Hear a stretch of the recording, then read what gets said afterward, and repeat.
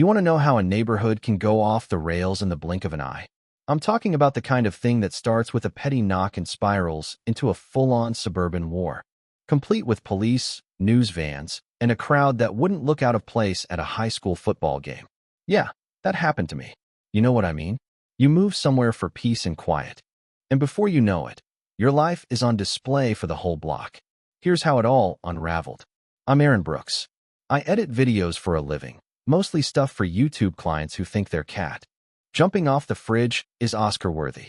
My wife, Melissa, she's the new police chief around here, but she keeps that on the down low because, honestly, she just wants to be a regular neighbor for once, not the person everyone treats like she's about to arrest them for overwatering their lawns.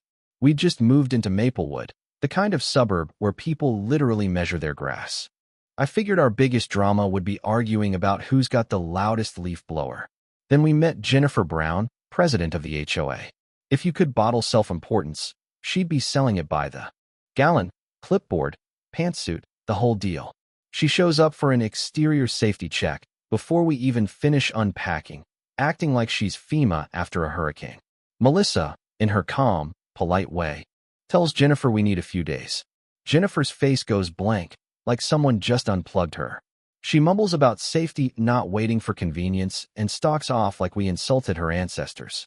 I'm standing there, watching her freeze in the driveway, clipboard midair, while even the neighbor's dog starts barking at her. Next day, Jennifer's back, armed like she's going to survey the Panama Canal. Timer, measuring tape, digital camera. She's talking about emergency compliance. Melissa ignores her, and I swear, Jennifer's so flustered she drops her clipboard. Watching her chase. HOA notices down the street in heels, chef's kiss. That's when Melissa, barely phased, says, optimal harassment trajectory calculations.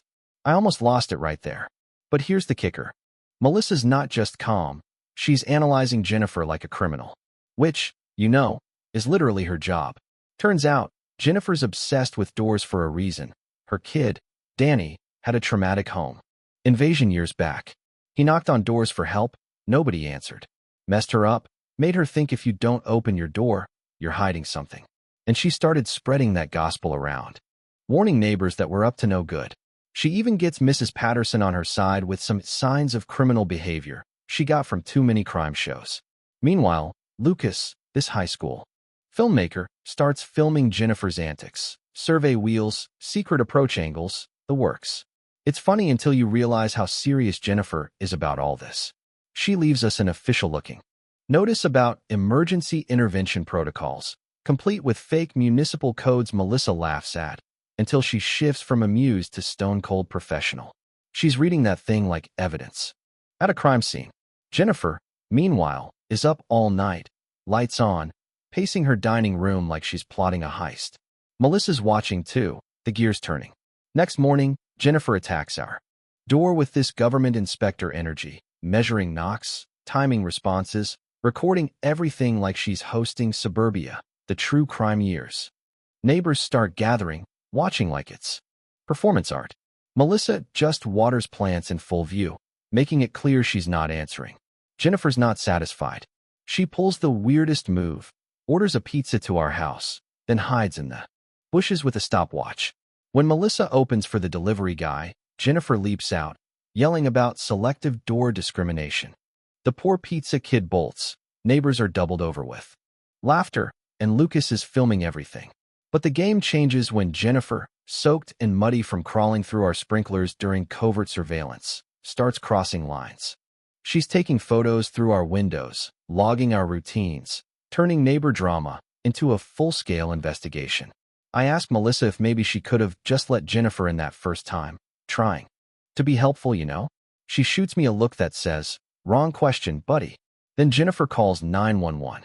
She's refusing to open her door. That's criminal behavior. She actually tells the cops my wife is dangerous for not answering the door. Officer Rodriguez shows up, sees Jennifer's backyard command post, folding chair, umbrella, surveillance binder, and tries to keep a straight face. Melissa walks out, cool as ice, greets him by name, flashes her badge. Jennifer's jaw hits the floor. The look on her face, watching her realize she's just called the police on the actual police chief, is something I'll never forget. Her community safety officer mug slips out of her hand and shatters. Safety, spelled out in ceramic shards. Kids start mock-knocking trees. Adults are filming, and Mrs. Patterson calls out, "Did you just call the police on the police chief?" It's a carnival.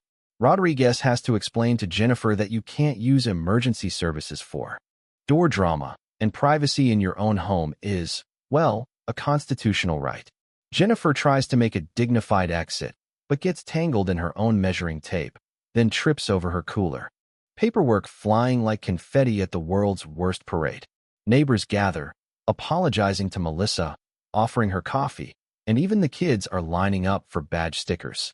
Melissa just shrugs. "Aaron, I've arrested people for calling 911 over messed up fast food orders. This is nothing." But Jennifer isn't done. 4 days of radio silence.